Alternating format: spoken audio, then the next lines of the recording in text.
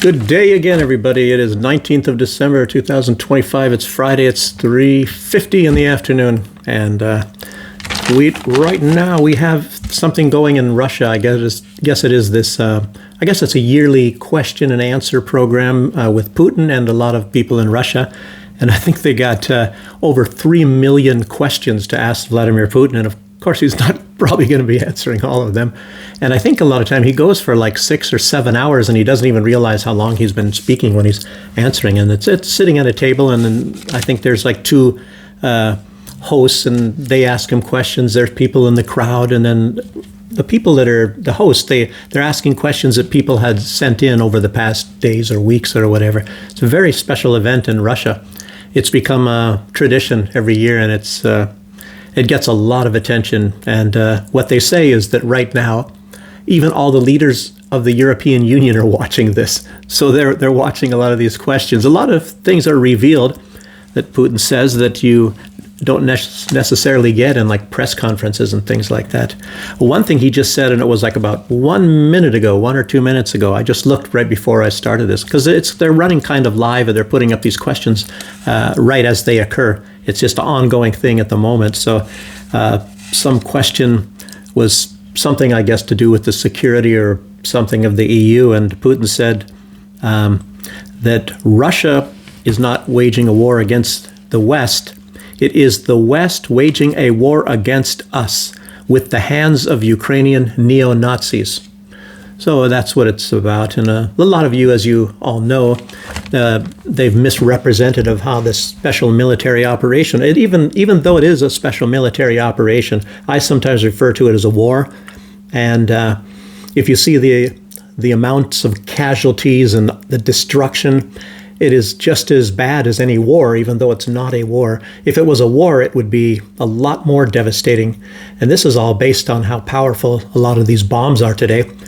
And you realize that Ukraine, lately things have calmed down a little bit as far as their capacities, because Russia has been adapting very quickly and able to thwart a lot of the Western bombs and the Western equipment that is being used against them.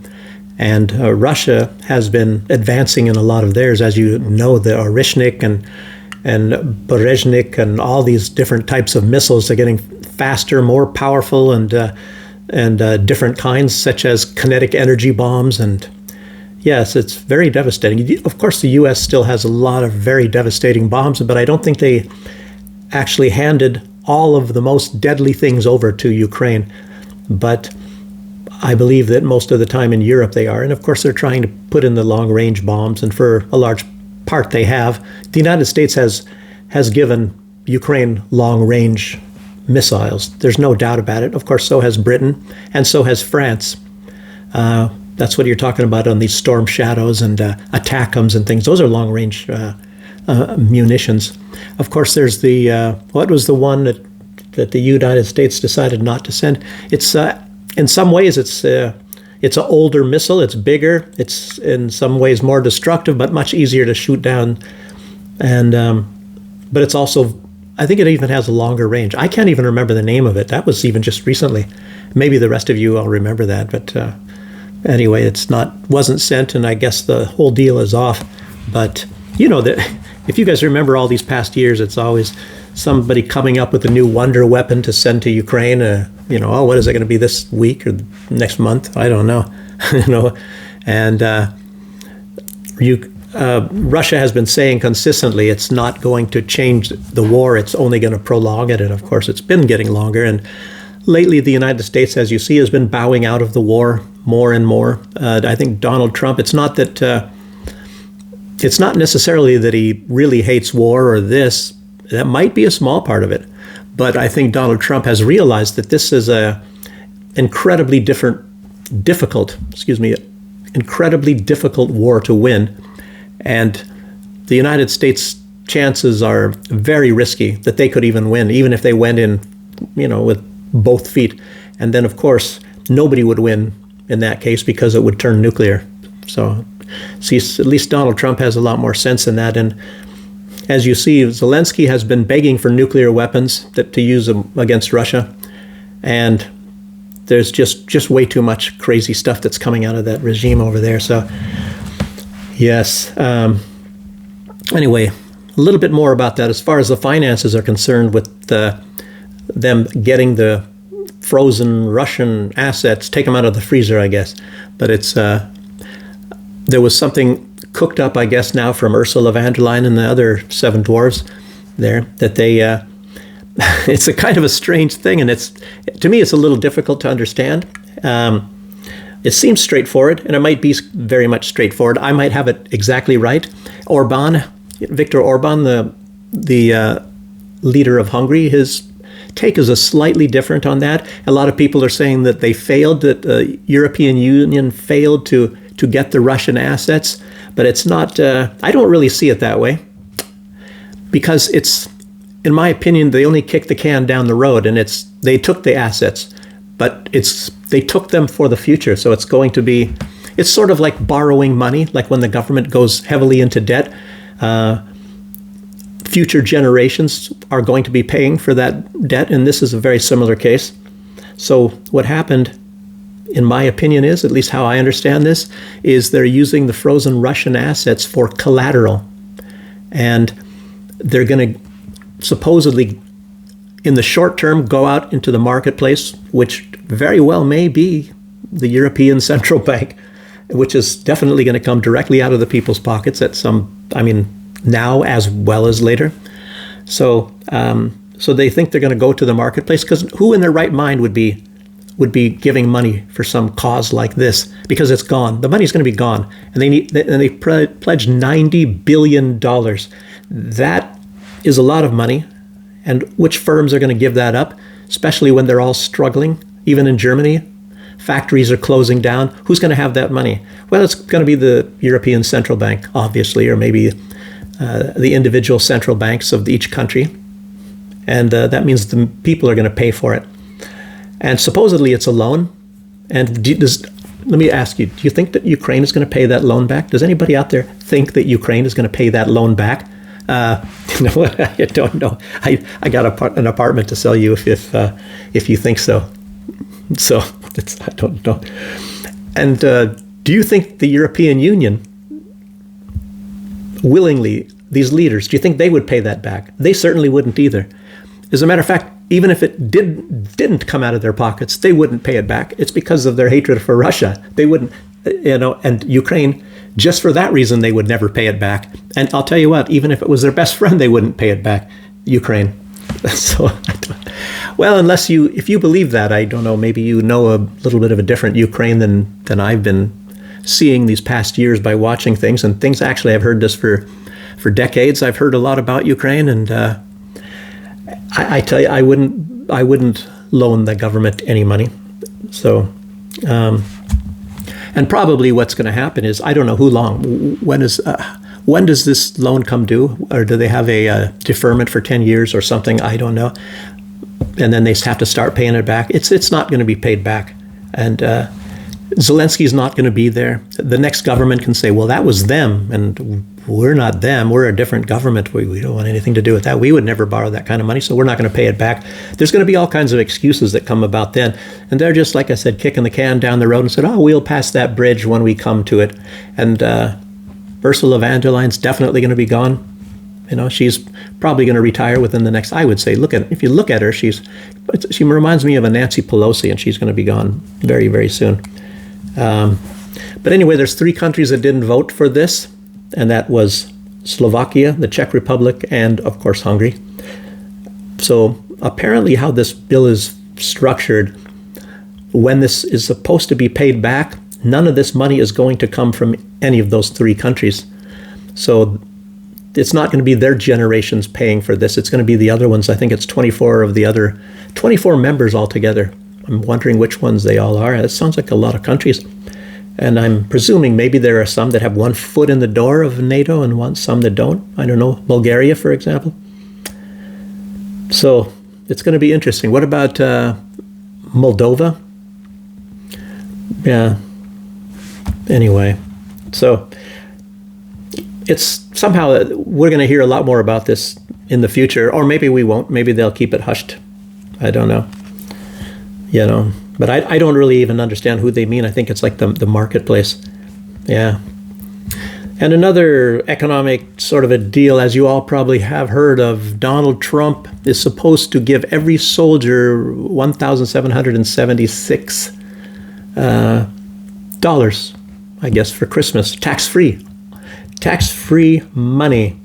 So will he do it? Maybe he will. I mean, they can just print money. They just like the European Union, they just turn on the printing presses. Yeah, but it raises interest rates. It does a lot of things. And I don't know, Donald Trump, I guess he's going to blame somebody else if the consequences are negative. He'll probably blame the Federal Reserve. Who's in charge of that? Same guy again that he didn't like? I don't even know anymore. But anyway, the money that the European Union is in effect, they are stealing it. I think Ursula von der Leyen knows what the intentions are. So she says she has a right, like a right, like freedom of speech or something like that. She has a right to use the Russian assets to finance that loan. So it's like collateral. And if Ukraine doesn't have the money, different government, whatever the deal is, and as you all heard recently, the money is supposedly indefinitely frozen. Normally, they used to vote every 6 months to extend this freeze of Russia's assets, you know. And it's pretty cold outside too. If I go out there, I'm going to freeze my assets. But anyway, it's not up for vote every 6 months anymore. It's perpetual. So they say that but I'll tell you what, when it comes to them wanting to take it, they can take it at the drop of a hat. But in this case, I guess if they're borrowing, you know, and using that as collateral, and like I said, it comes whenever the payments start to come due, you can bet dollars to donuts that money is going to be coming out of these frozen Russian assets, because that is the collateral on the loan that they used. And so they just kicked the can down the road, and that's what I'm getting at. And Orban, I don't know if he actually understands that necessarily either. I don't know. Or maybe he suspects it. So they already stole the money as far as I'm concerned. And how much of that, I think, I don't know how much percentage the EU is going to steal from this money. And it's, by the way, I don't know if I mentioned it, it's 90 billion euros. I guess it's 105 billion US dollars this time. And that is around half of what is contained in the frozen Russian assets. And I'm assuming that means all of this money that's held in all of the banks combined, as well as Euroclear. I'm not actually positive. They're not really that clear, and they maybe think that everybody that's paying attention to this doesn't really concern themselves with all the details, like which bank is holding how much. And I think altogether it's whatever this is, 100 or maybe I think it's about 210 billion euros. So I guess it depends on who you talk to as how much money, because I see different figures all the time. Some of it might have to do with the individual private banks within the country, and sometimes maybe they're referring just to the Euroclear money, which is in Belgium. Yeah, Belgium. It's like a war zone now. So because of the protests, I wrote a little note about that a little bit later on here. So let's see. Anyway, so it's going to be a wonder on who's going to pay it. Well, of course, nobody is. That's what I'm saying. They're going to steal it from Russia eventually. But in the short term, they're stealing it from the taxpayers, from the European Union taxpayers, and what they collect in taxes. What a scam. So it's the European Union getting twice as much money on their own. The taxpayers lose a lot of money. Russia loses money. Ukraine gets money, and the European Union leadership gets money, and everybody else loses. That's what it's actually amounting to. And Trump, what is Trump doing? I guess he gave a new mission to NASA, and they're supposed to be going to the moon again, to return to the moon by, Back to the Future by 2028. and they're supposed to go beyond. Like maybe the next step would be Mars, and then they're supposed to go, where no man has gone before, I'm guessing. So seek out new life and new civilizations, I guess, is what they're planning on doing. And I don't know. I wonder if there's going to be monkeys involved in that. No man has gone before. I guess that means they're not going to send. No, wait, they didn't say that. That came from something else I heard, where no man has gone before. So maybe they're going to send monkeys to start off with, or some rats, or who knows. I know a few people that I want to put on that spaceship. They can get the fame if they live. The strange thing is about this. Donald Trump, and I don't understand this one. I don't know. Somebody help me out here. He wants to put a nuclear reactor on the moon, and I'm wondering, what is he going to power there? What does he need that power for? I don't know if it's the stars. I don't know. You need a lot of power to go dancing with the stars, so maybe it's for the people that want to dance with the stars or something like that. I don't know. So why would you do that? I guess he's supposedly going to have some in space. And I wonder if he saw something by Russia. Russia is now building these smaller reactors. If you guys don't know about that, they put them even on bombs. And some of these bombs have their own nuclear reactors. They have them on ships. The United States is nowhere near that far, which surprises me. But Donald Trump, up here, he's already that far. But the United States technology, I guess he's a guy ahead of his time, Donald Trump. Maybe he's seeing what Russia is doing and say, well, we're going to invent that too. I don't know if they got any good spies in Russia. They had that guy from, remember? I can't remember his name. He was supposedly from, I think, the Wall Street Journal, and he was spying in the Urals, I think Wagenzawoten, and trying to get information, and they caught him. They even caught him on video film, and they were passing stuff underneath the table in a cafe. And of course he denied it. Oh, he's only a journalist. Oh, maybe it was for journalism and all that sort of thing. But it actually wasn't. The guy was a spy, and Russia has him. It's pretty good now with Russia and a lot of this new technology, and even just regular video recordings. They record the audio, but they got this deep fake stuff and AI, and anybody can fake this stuff now, apparently.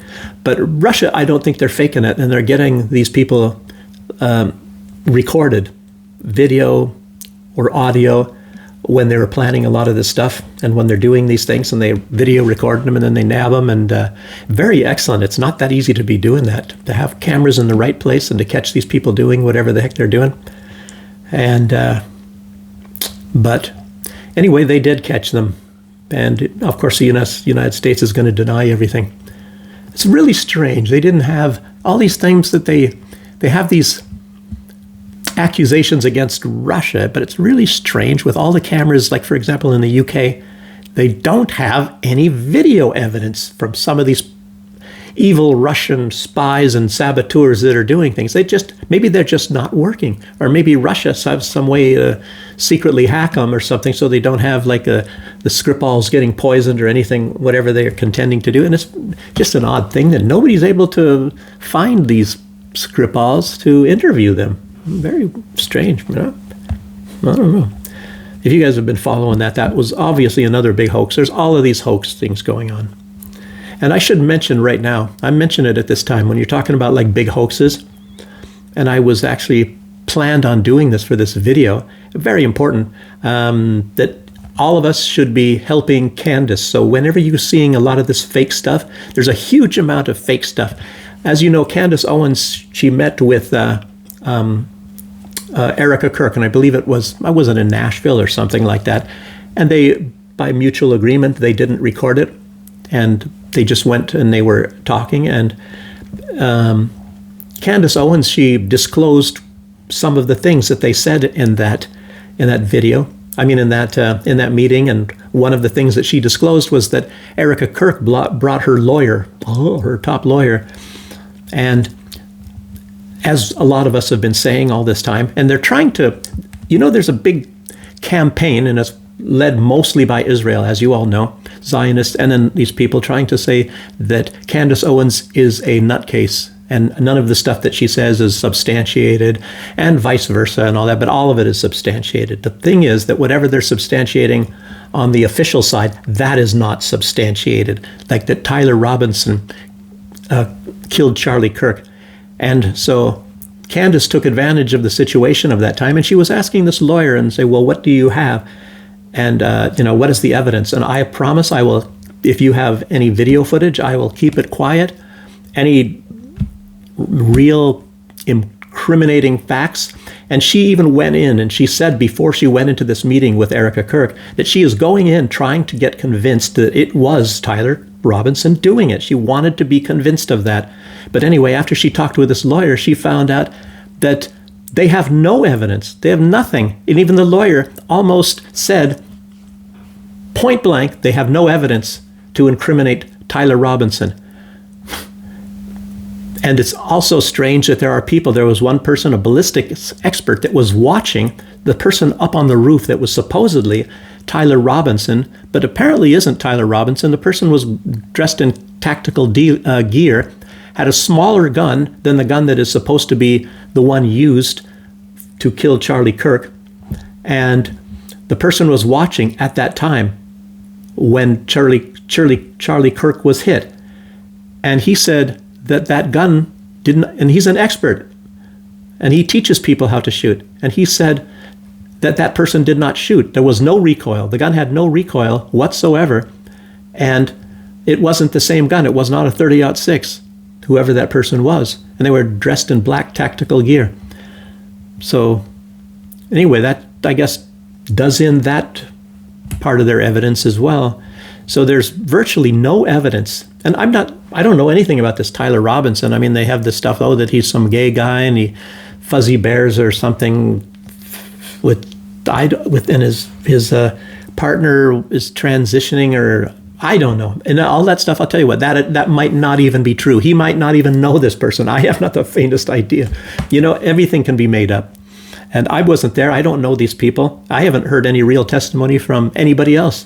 And even if we do, how do we know that those are actually the people? Candace Owens is the only one that's really honestly pursuing this. And you see how they're trying to discredit her. So my message, all I'm trying to say is, my message is that we should all be helping her.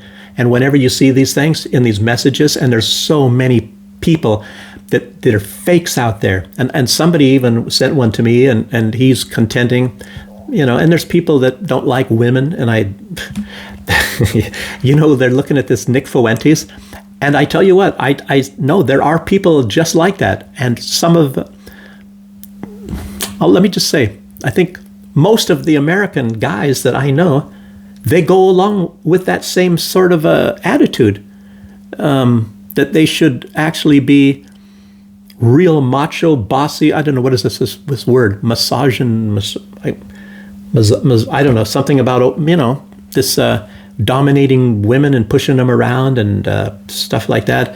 And they blame way too much stuff on Jews, and I keep trying to say, it's mostly the Zionists, and there's some bad Jews, there certainly is. But then again, in my life, I've probably met far more bad Christians than I have Jews. I haven't met so many Jews. Maybe that's the main reason. I met a lot of people that say they're Christians, but a lot of time, those are the first ones that are going to rip you off. I've met so many of them.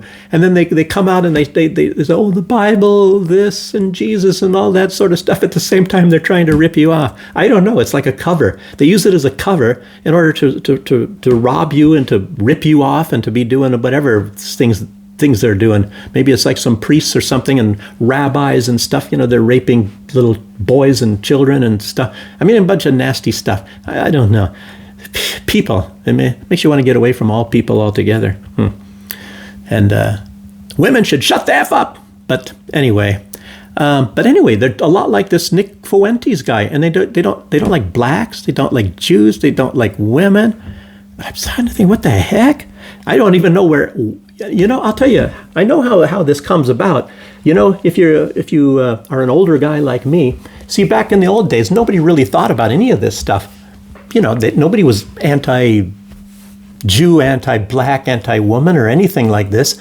But then the government starts messing around with things, and they come up with things like affirmative action and all that. And for example, But, you have to realize it's not black people, it's not Jews, it's not women, it's none of that stuff that is actually at fault for that. Sure, there are some Jews. That's one reason why I kind of have a little bit more sympathy for Nick Fuentes when he says something about the Jews, because there are certainly some, but most of all the worst ones are always the Zionist ones. And I'm even kind of believe in using a little bit of sense, and probably a lot of the Zionist ones are also very decent people.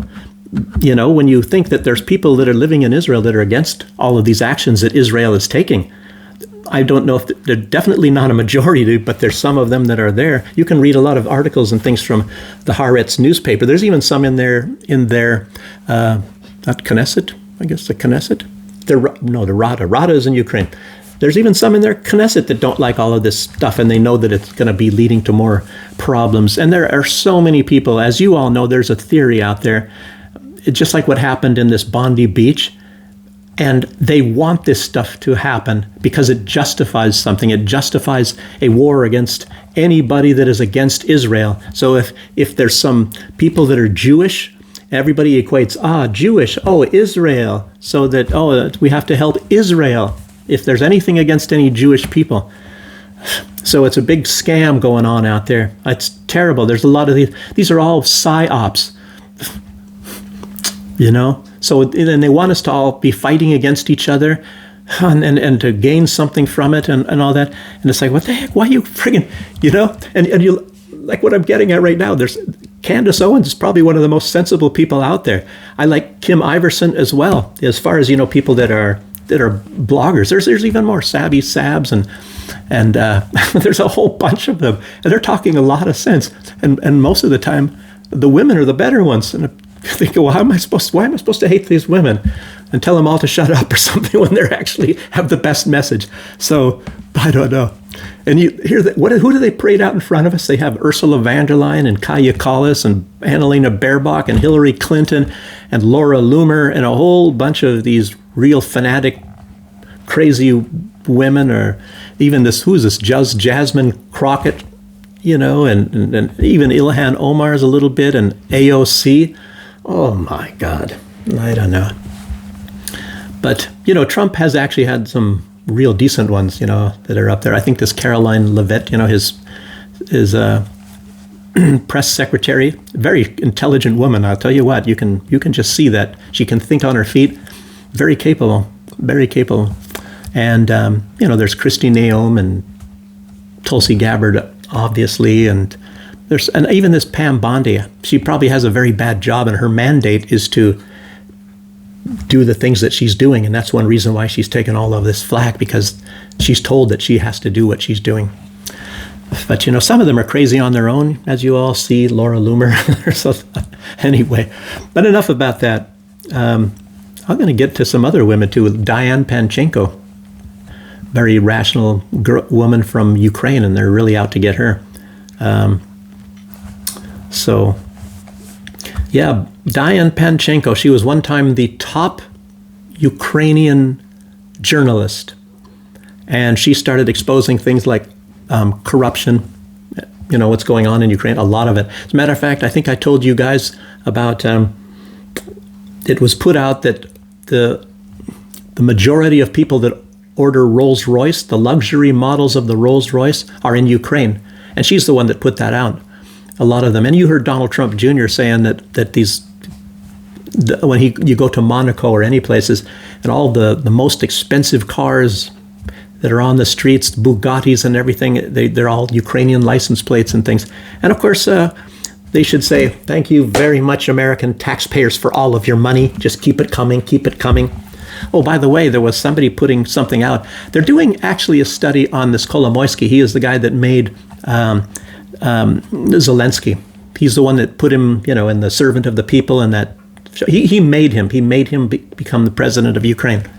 And but he was extremely corrupt as well. And even Zelensky, maybe Zelensky had to go against him, or maybe he wanted to go against him. And I think, a lot of his assets were all, confiscated. Ukraine, what a place. I didn't even watch this special, but I guess it's a huge, long report about vast corruption. And he was talking about that they're trying to kill this Mindik who's in Israel. A lot of these people, they went to Israel. Oh, that's very convenient. They have big ties with Israel. So anyway, some of these people that went to Israel, they're trying to kill them. There's people that have hits out on them. And as you know, there was an attempt on Mindik. He's the one that was leading, that we all heard these weeks ago, that kicked off this big $100 million corruption scandal and these investigations coming out from the Naboo and all that. But somebody tried to kill him, and they injured the housekeeper. And I was kind of, there's a lot of, I'm not necessarily,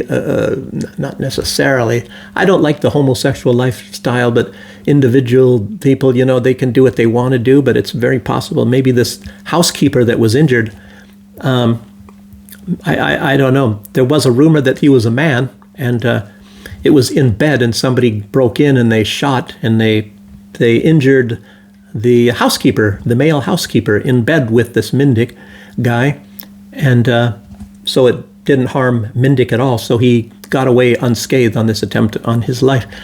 So you hear things about that. It reminds me of that one with Paul Pelosi, Nancy Pelosi's husband.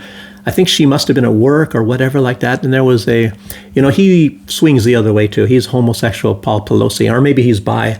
I don't know. But I guess one of his lovers or something, he came in and wrecked some of the places there. It's like, remember Keir Starmer? He had, what was her name? Katie Hopkins, I guess she calls them bum boys. There are 3 bum boys from Ukraine that Zelensky sent over, so male models, I guess. And I think it turned out, at least how the story goes, is Keir Starmer didn't want to pay them. And so they each, even individually, it was not like a big orgy or something, but each on individual times, these people don't like it, so they were ruining his property. One ruined his car and something in his house. And then I think there was a private getaway someplace, maybe a little cabin in the mountains, and some guy did some damage. One of them did damage up there. So I'm guessing that Keir Starmer believes that maybe Zelensky should be the guy. Maybe they're sending enough money to Ukraine that maybe he believes that Zelensky should be paying them and he shouldn't have to pay for his male escorts. I'm guessing what that is.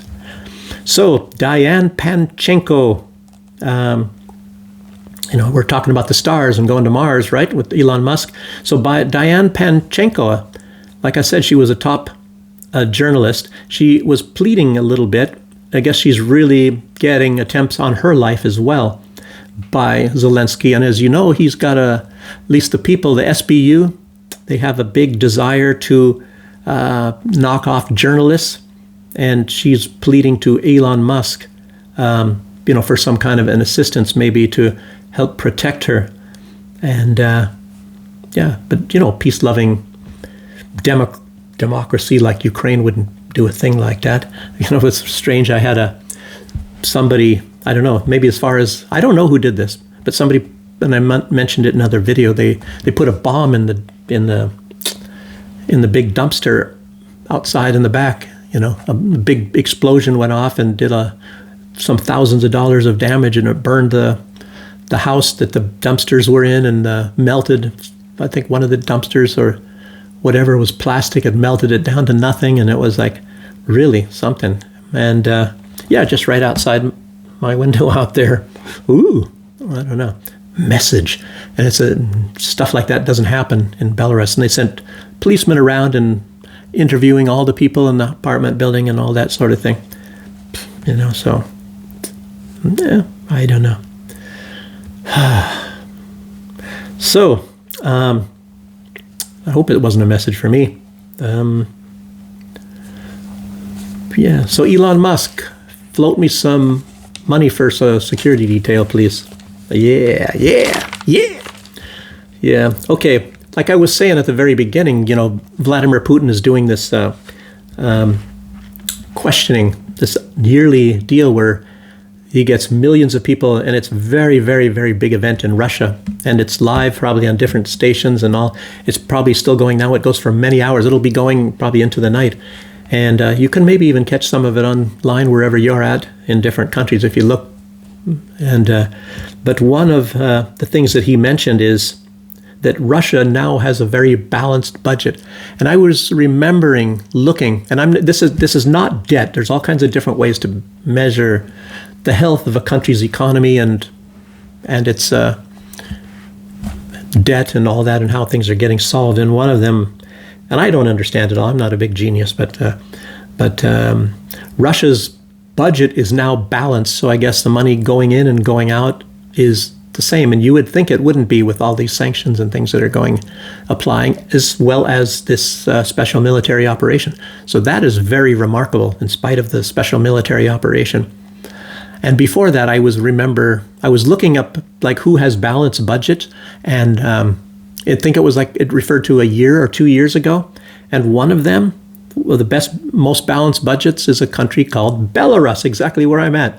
So it's like, I don't know what the West says about these countries. I think they're saying that, they're bringing Russia to its knees and economic defeat and all of this sort of thing. But it looks like that's far from it. And I guess the unemployment in Russia is at a historical low. It was a historical low last year. The last time that they had this reading, it was 2.5.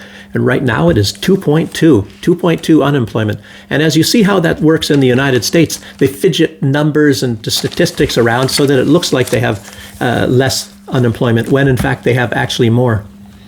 And I think it was even people that are getting unemployment benefits. I remember back in my day, they stopped saying that those people are unemployed, even if they're unemployed. You figure that one out.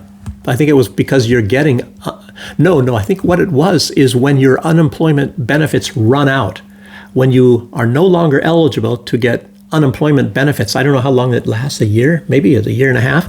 So anyway, when that term runs out and you don't get benefits, you're not unemployed anymore. Wow, isn't that easy? Look at how easy it is to work. Look at how easy it is to get a job, to not be unemployed. It just comes automatically. It's incredible.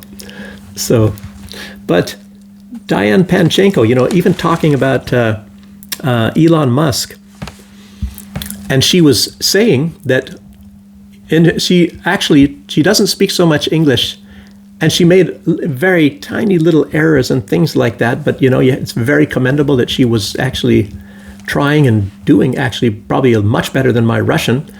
And she was saying that the Ukraine, the government, they even hate Elon Musk. Elon Musk is giving them Starlink, where they can get, immediate like targeting data and all that really helps them more than anything against Russia, in the battle against Russia. And yet they hate Elon Musk. Think about that. It's like biting the hand that feeds you, I suppose. It's incredible. And she, of course, brought that out, and she's actually very well informed. She knows what she's doing. That's why she was like Ukrainian Journalist of the Year, has high acclaim. She's even done interviews and things here in Belarus, but I guess they're really out to kill her. And I think she just had a baby not that long ago. But anyway, so Elon, take note. At least help this girl out. Hey, if you're helping Ukraine, she's Ukrainian, by the way, so help her out. She's never dropped a bomb on anybody. So you help some people that are killing people, but you don't help people that don't kill people. Anyway, I'm not saying that he is. I'm just putting that out rhetorically, I guess. Code Pink. They interrupted it. I guess the Scott Bessent, the U.S. Treasury Secretary, going along and bragging about how great Donald Trump's tariffs are. I don't know. Is he saying that there hundreds of trillions of dollars are flooding into the United States? Makes you wonder why people are having a hard time economically then. But anyhow, Scott Bessent was eating at some 5-star restaurant somewhere, and there was a Code Pink's people in there. And, they interrupted everybody that is in the whole room, and they said, "Oh, excuse me, everybody, ladies and gentlemen, can I have your attention?" And then, so she got their attention, and she mentioned that Scott Bessent, the Treasury Secretary, is here having a quiet meal. And at the same time, he has caused the starvation of 600,000 people with his tariffs. So, and I guess some person that was sitting nearby was also saw this, and maybe he doesn't really like what's going on with tariffs either. Maybe he's a victim of it. But he said he was watching Scott Bessant, and, maybe a minute later, Scott Bessant spit in his food, and he got up and stormed out. So he spit in because he was so angry. Maybe it's because he was expecting these waiters or somebody, his security, to come in and tackle this woman. I think there was maybe two or three people, and that didn't happen. So that's why he spat in his food. And I guess it's it's more aimed at the restaurant apparently, and of course at that people. So interesting. But anyway, it was on videotape. I didn't see the spitting part. I just saw that she got up and announced, and Scott Bessant was, a little bit further in the distance on the other side of the room. But anyway, yes, okay. In the past few days, the Ukraine Secret Service, I believe, or at least they used the Secret Service to send a message to Alexander Lukashenko, the president of Belarus, this country, here in Minsk. So they sent some operative to Alexander Lukashenko and telling Lukashenko that Ukraine is going to be shooting down they said Russian drones, but how are you going to tell if it's a Russian drone from, many miles away that it's a Russian drone? Basically, they said they're going to be shooting down drones in Belarusian territory. And I guess Lukashenko said, please tell them that this will have far-reaching consequences. That's simply all he said.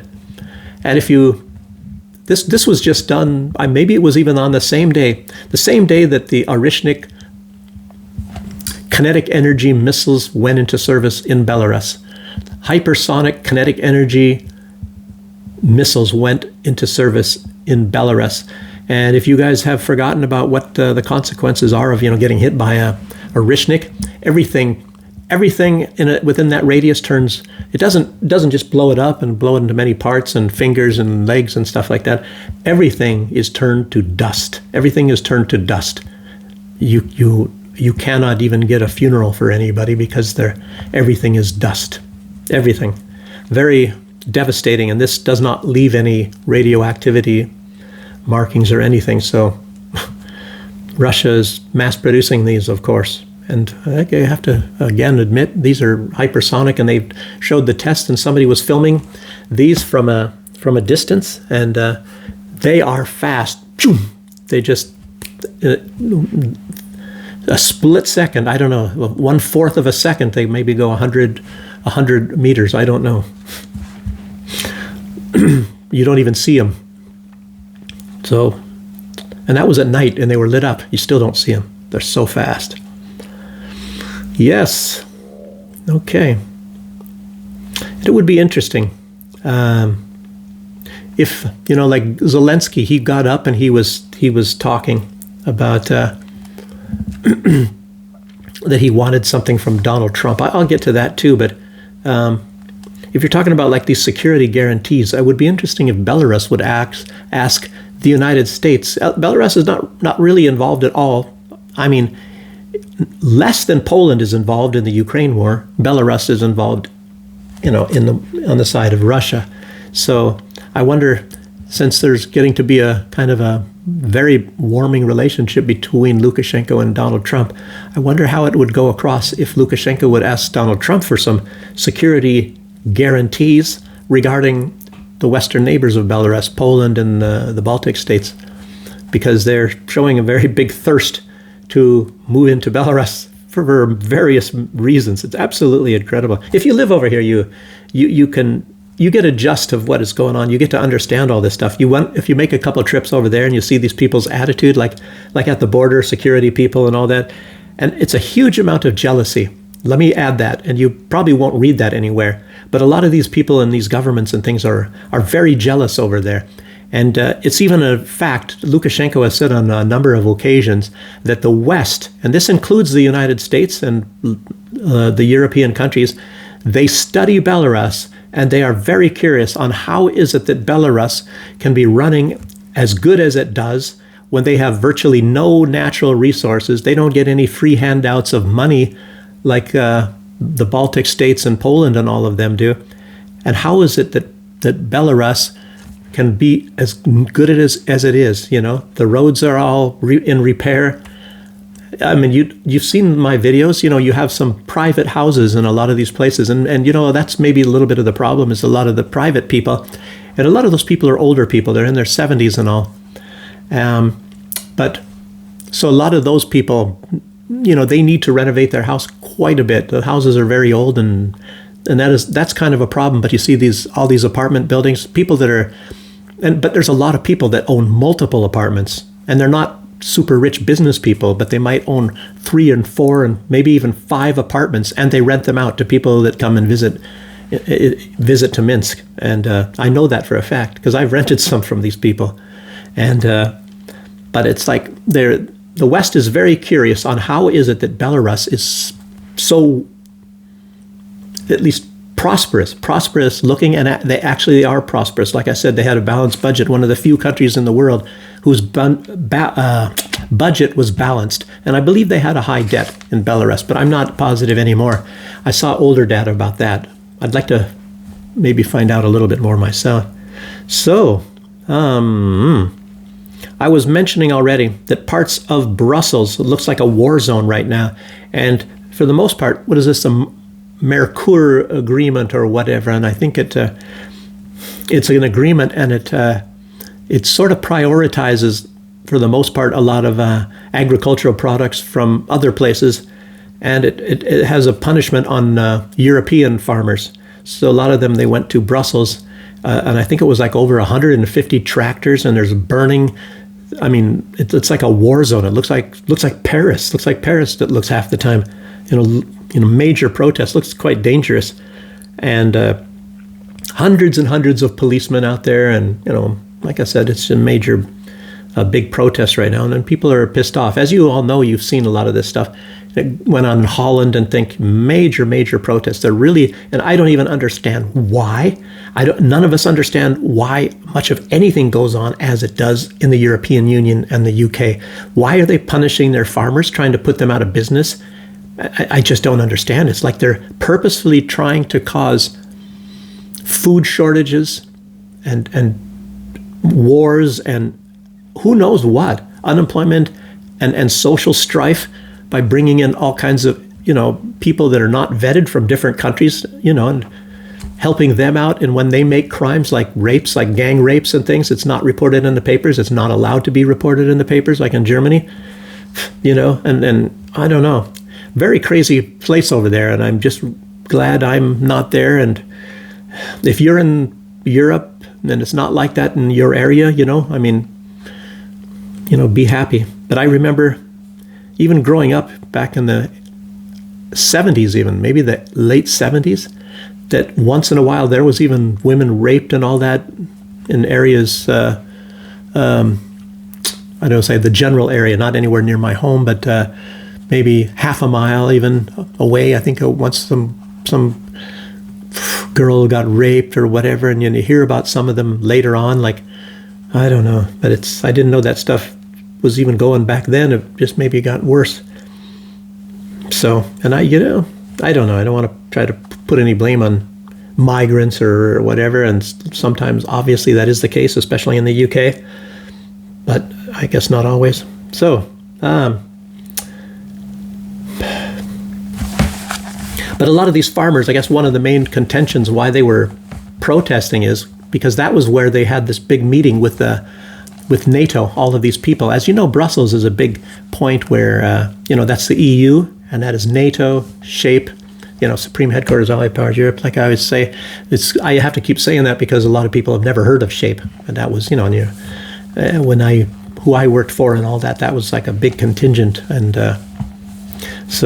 but a lot of that is all centered in Brussels. And I think a lot of these people were protesting because of all of this stuff going on there. And yet the little people get screwed over as all these big shots are meeting there, you know, and running wars and handing Ukraine tens of billions of dollars. And, you know, a lot of these people are suffering even there, you know, like it's hard to maybe get pensions. I'm wondering, I don't know. And yet the West is paying all the pensions for the people in Ukraine. I'd like to get a pension. I don't get a pension from over there either. But so, and this is something important. You guys, maybe you didn't hear this, but Zelensky, yesterday, he was really saying some, I don't know if you call them revealing things, but there are things that are maybe Freudian slips. I don't know what you would call them. But he admitted that it was his hope. It has been and still is, for the most part. He kind of alluded to that he will get the United States to join the war against Russia. And he admitted that at that. And I guess you'd have to see this on that meeting. And he's still, and they've all acknowledged now that he's not, Ukraine is not getting into NATO, but of course he still has not shut the door himself. And so he said he still has hope to go into NATO. And his words were, and this is the thing that set off a lot of people, especially over here, and then the Russians and all that, his words were, politicians change. Some leave, some die. And, they had these attempts on Trump's life. And as you all know, they're stalling in the European Union. And these people in NATO, I guess, it's the same thing as far as I'm concerned. A lot of people say that as well. I'm noticing that since I said that. I'm not saying they watched me, but I'm saying a lot of people are in agreement with me that NATO and the European Union are pretty much one and the same. And a lot of people are saying, oh, it's the end of NATO. And it certainly might be. They're always talking about a European army. And NATO, in my opinion, was always, anyway, a European army. So, but anyway, I think that's how they're going to fast track Ukraine into a military alliance. That won't be NATO. It'll be all the same players, but it won't be called NATO. And then Ukraine will be in, and they'll have Article 5 protections. I'm just guessing that's how that's going to go. Just say, okay, no more NATO. We just decided now we're going to have a European army. United States doesn't want to be interested anyway, so they're out. And we just call it now the European Army. Welcome, Ukraine. Now you have automatically Article 5 protections. So, but anyway, this thing about Donald Trump dying, I don't know, Zelensky, I don't know. Are people going to be talking about that in other blogs? I don't know. So, I'm just wondering, does Zelensky know something? And who was this other guy that tried to shoot Donald Trump in Florida? He was a big Ukraine fan. He's been in Ukraine. A lot of people say that he was probably working for Ukraine even at that time. Wow. And do you know how Ukraine is linked to NATO? To Israel. And who has the best assassins? Who does the most assassinations? Well, it's Israel, isn't it? A lot of these things, it's kind of like the dots are kind of appearing. There's no dots really to connect yet, but you can see, well, there could possibly be a dot here and there could be a dot over there because it makes sense. So we'll see. And you have to keep your eyes open in the future. And of course, a lot of times, and of course, Ukraine has, Israel has admitted this. I don't know, I can't remember who was interviewing somebody. It was a Mossad agent. And, they had the voice blocked out and all that. And it, like I've already said, and that Mossad agent said, what they do is they use a proxy of a proxy of a proxy, so that it's very difficult to trace it all back to Israel doing a lot of this stuff. But that's exactly what they do. Think about it. It's so very, very easy. It's like somebody having a handler. And, they're not going to deal directly, and so that person can say, oh, yeah, that person was a Mossad agent. So a Mossad agent's going to get somebody else, they're going to get paid, and then the next person's going to get paid. And that person has no idea that Mossad has anything to do with this. So, but anyway, that's how they do things. Very easy, not difficult at all, especially when you get free money from the United States as much as you absolutely want. So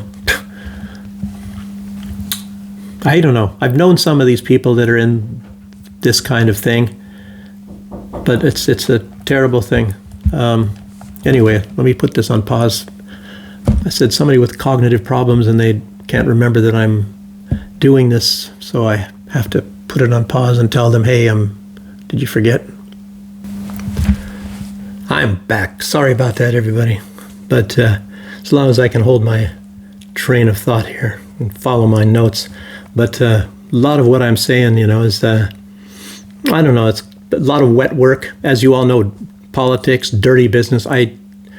just the stuff that I had seen. I was never involved really in politics. I worked on somebody's campaign once a little bit. I was really young. No big deal. Nothing. And but it's even politicians, I'll tell you what, and if you worked with some of them and all, and if you do any little kind of thing and they interpret that as maybe some sort of a harm, most of them, or a lot of them, and and they want to keep the smile on their face and look like they're the really nice people, they tell somebody, I'll take care of that. And then some people do some really bad stuff to you. I mean, hey, even a lot of people in high positions, and a lot of you have probably experienced that before. I mean, even just business people, as well as like generals, and I've experienced it in different lives. So, but one thing that makes you a little bit more suspicious, and you might just, I mean, I'm not saying it's evidence, but that's just very unusual when you're looking at the EU and the UK and Zelensky, and they keep trying to delay a peace process. And, and Donald Trump, how many times have they come out and said, oh, we're really close now. Oh, this is looking really good. Oh, this is promising. How many times has that happened? It happens over and over and over again. And yet it never materializes. It never materializes, never a peace deal.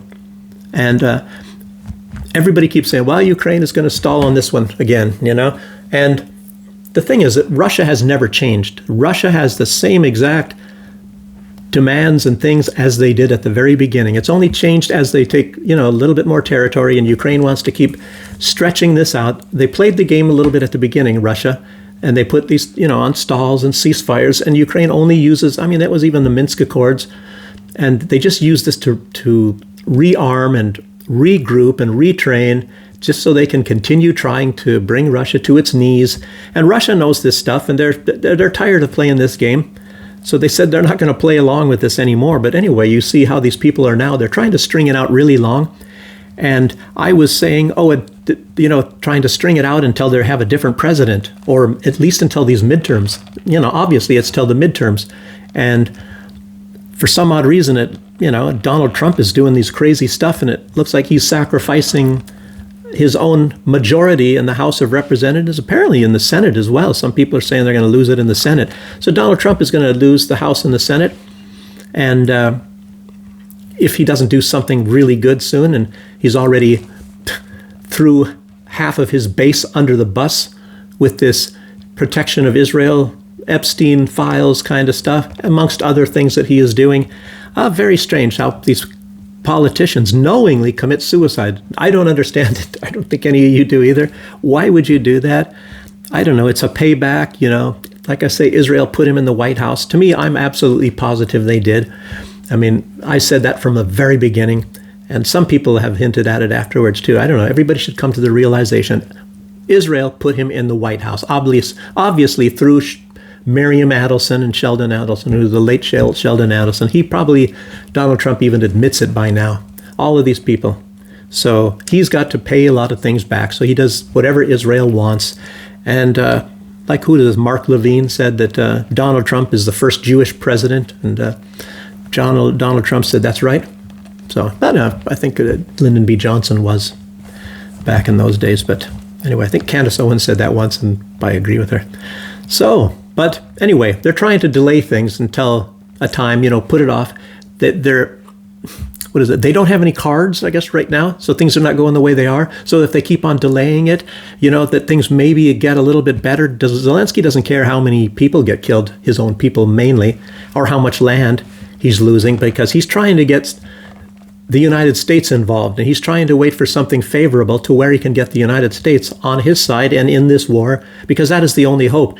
Keir Starmer and a lot of these other leaders of the European Union said they have absolutely no chance to go against Russia and defeat Russia with Ukraine unless the United States goes in. They said this. That is their words before. And here they're playing tough. And nobody's as mighty as Estonia, as we all know. I don't know. What do they have? 1 million people or something in their country? I don't have any idea. 400,000 military altogether, I believe, is what they have. Anyway, but they're just stalling and trying to, drag this out. And now they've got a huge bunch of money. It's going to take a little while before it starts to get to the troops, and maybe a lot of it's not going to make it to the troops. You guys know it's going to be into somebody's pockets in the EU and in Ukraine. A lot of people's pockets are going to be getting it. So, but some will probably get to the front lines, and maybe they can prolong it a little bit more. But Russia, I think, is on a roll right now, and supposedly they're getting Krasny Liman. So, and they're going to go further. So we'll see. Okay. And yeah. Well, anyway, I guess that's all I have to say. And I should tell you guys to support Candace Owens, because she is somebody that's revealing a lot of facts to us right now and the truth, and she looks for truth.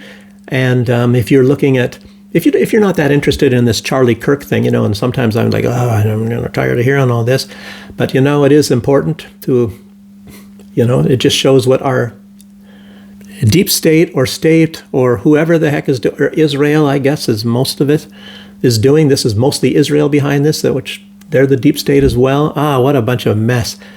Anyway, you guys I'm sure most of you have a feel for what in the heck is really going on, and there's all these big players, and they're the ones that decide everything that goes on. And I think somebody said, I think it was even Netanyahu said the other day that Israel is a superpower, and I've always said it was a superpower. Israel is not necessarily with a lot of military.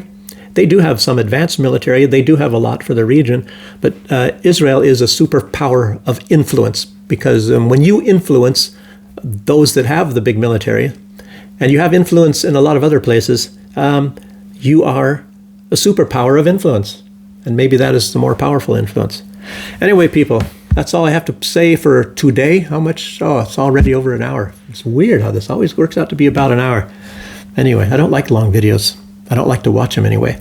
But thanks for joining me, and I'll see you guys on the next one. Oh, hit that like button. That's very important. Very important, I guess. And subscribe if you haven't subscribed. So, thanks. Bye-bye. See you next time.